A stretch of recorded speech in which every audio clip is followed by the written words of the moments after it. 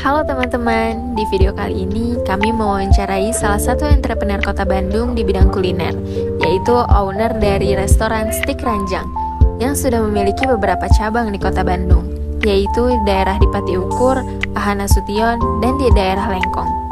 Pemiliknya yaitu Bapak Aditya Zulfikar, seorang fisikawan lulusan ITB yang mulai mendirikan bisnisnya pada tahun 2009. Penasaran bagaimana kisah juga perjuangan Bapak Aditya Zulfikar dalam menjalankan bisnisnya? Simak hasil wawancara kami. Selamat menyaksikan.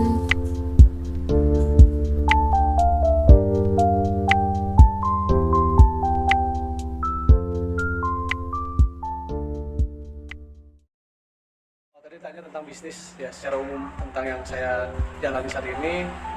Bisnisnya kebetulan di bidang F&B atau bagian F&B itu food and beverage ya, kuliner.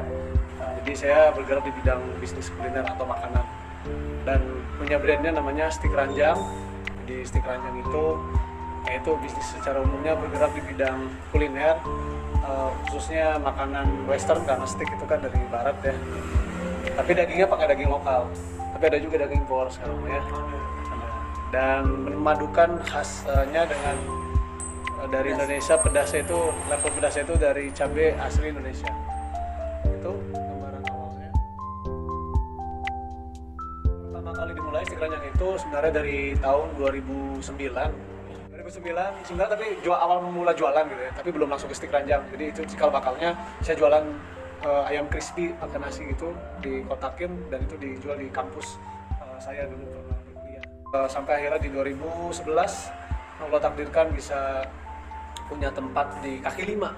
Nah, jadi awalnya di kaki lima di depan Unpad di Pati Ukur di Monumen Perjuangan ya, di pelatarannya itu tahun 2011 bulan Desember. Nah, jadi itu awal mulai jualan di situlah, baru pakai nama brand Stik Ranjang. Tapi filosofinya juga ya sesuai tagline-nya, ranjang rasanya manjang. Mudah-mudahan dengan ini orang jadi terngiang-ngiang terus gitu sama rasanya. Harapannya seperti itu. Jadi ranjang tuh rasanya manjang dan sebagai tempat kembali setelah beraktivitas gitu ya. Jadi nge-fresh lagi, refresh lagi dan nyaman lagi, pengennya sih seperti itu. Itu kenapa namanya ranjang. Tadi kenapa ngambilnya bisnis steak gitu ya?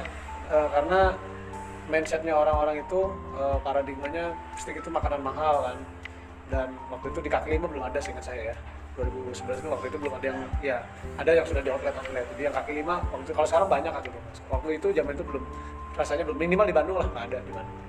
Dan saya yang boleh bilang pertama kali jualan steak di kaki lima, dan setnya orang harganya mahal steak itu, tapi ketika di kaki lima jadi murah gitu kan.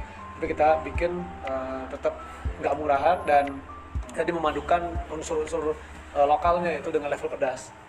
Ditambah juga di saat itu 2011 memang lagi booming-boomingnya yang pedas-pedas, kayak waktu itu ada keripik maici, kalau itu tahun-tahun itu gitu ya, itu sangat-sangat booming sekali. Terus ada level apa, makan tuh pakai level, ada ramen yang pakai level, dan waktu itu steak belum ada, jadi saya pakai mengambil momentum itu, memadukan western dan lokalnya, dan level pedas lagi ini, dan cocok lah untuk di Bandung situasi dan cuacanya dingin ya kan, jadi pedas masuk. Nah itu salah satu sejarahnya sampai sekarang. Dulu kaki lima di 2013 alhamdulillah ditakdirkan bisa nyewa ruko pertama kali di Pati Ukur, dan bukan yang ini, dulu di atas agak geser 5 ruko dari sini 2013. Setelah itu 2018 baru pindah ke sini, dan 2020 tambah cabang di Ujung Berung, di Kopo, dan di Lengkong. Tantangan terbesarnya sebenarnya itu dari diri sendiri sih. Nah ini kadang-kadang orang mikir hal yang ya kayak hal yang sepele gitu, tapi sebenarnya itu sih. Kalau di luar itu kayak menghadapi pasar, menghadapi persaingan, bagaimana, terus apalagi yang terbaru COVID dan sebagainya, ya itu juga lumayan lah ya.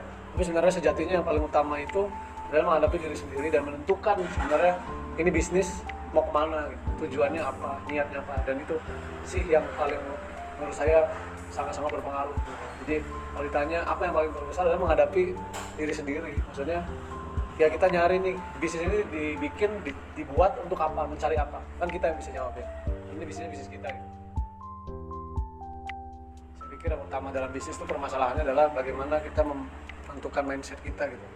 Kalau teknis tuh kayak produknya nanti gimana sih, apa yang dijual, marketing, terus apa lagi, maintain SDM gitu ya. Ya itu juga penting, tapi rasa-rasanya banyak ilmunya gitu ya. Maksudnya akan lebih mudah untuk dipelajari. Marketing ya Pak Dirga nih, teman saya luar biasa di sosial medianya, jualan sudah online dan sebagainya, luar biasa lah. Tapi saya yakin ya pasti bisa dipelajari dengan mudah gitu ya.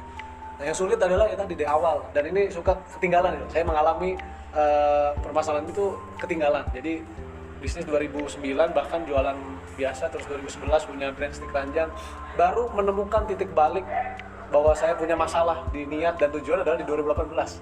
Nah, jadi itu penyesalan yang cukup panjang ya. Sudah sekian tahun baru loh saya nyari apa ini. Nah ini makanya saya sampaikan, mudah-mudahan jadi pelajaran buat teman-teman. Ada lima kiat untuk memulai bisnis gitu ya. Ada namanya saya singkat jadi takwa, TAKWA. T yang pertamanya harus tujuan dan targetnya harus jelas, yaitu dari niat di awalnya seperti apa. A-nya itu aksinya harus ada dan dilengkapi dengan ilmu yang kuat. Nanti K-nya itu konsisten dalam menjalankan, karena yang paling berat istiqomah, yang ringan istirahat, yang lebih berat akhwat jahat. Terus W-nya adalah wajar dalam berkehidupan ketika sudah menghasilkan. Karena banyak pengusaha itu ya salah satu yang paling ini ada godaannya adalah ya ketika sudah ada hasil dia buru-buru untuk memenuhi hasrat. Dan itu manusiawi sih saya pikir ya, ketika sudah ada hasil ya kita pengen menikmati hasilnya kan. Padahal ya tadi kalau selama wajar nggak masalah, kadang suka berlebihan. Yang saya alami yang baik diri sendiri dan melihat teman-teman yang lain gitu dia, jadi banyaknya adalah kayak itu, mereka maaf ya lebih mendahulukan kepentingan keinginannya dibandingkan kebutuhannya, bahkan kadang sampai mengorbankan si bisnisnya itu sendiri, lupa bahwa bisnis itu juga harus di-maintain, harus terus berjalan. Yang terakhirnya adalah ya akhirat adalah tujuan utamanya sih, selalu dibalikkan seperti itu. Rasulullah Muhammad SAW kalau awalnya sih nggak ke beliau ya, saya jujur aja memang banyak pengusaha internasional dan lokal, tapi pada akhirnya ketika sudah diikuti itu ya tadi gitu hampa, sehingga ketika sudah menemukan ada satu buku 88 bisnis ala Rasulullah yang tidak akan pernah merugi, itu luar biasa ya. 88 misi utamanya adalah ya ternyata kita tidak poinnya adalah kita tidak mementingkan diri sendiri. Jadi bisnis ala Rasulullah kenapa nggak pernah merugi, kenapa ya sampai menyambung ke akhirat, itu adalah poin utamanya. Tidak, bisnis itu dijadikan sebagai cara untuk menebar banyak manfaat dan tidak terfokus untuk mendapatkan dunianya, tapi bagaimana bisnis ini dari dunia bisa lanjut sampai ke akhirat.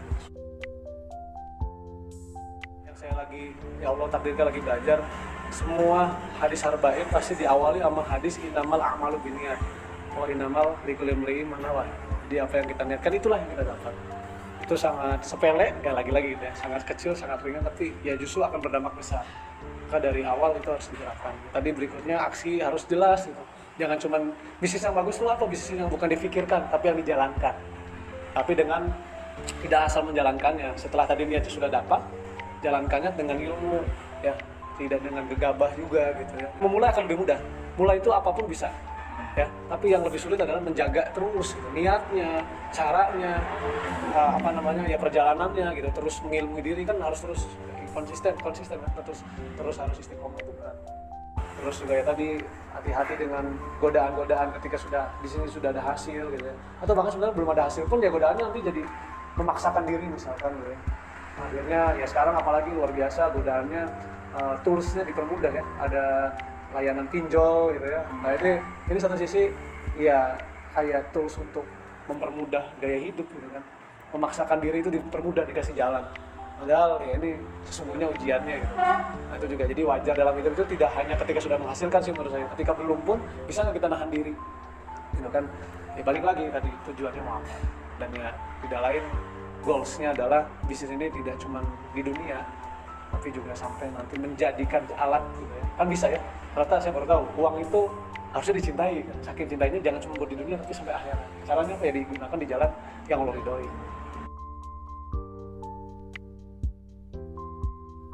Tiga tips untuk jualan atau berbisnis tidak merugi adalah di ayat Fatir, Quran Fatir, surat Fatir ayat 29. Alladzina yatluna kitaballahi wa aqamus shalah aqamu salawang faku mimma razaqnahum sirran wa alaniyah walam yatayyaruna tijaratan lan tabur. Itu garansi kan ya.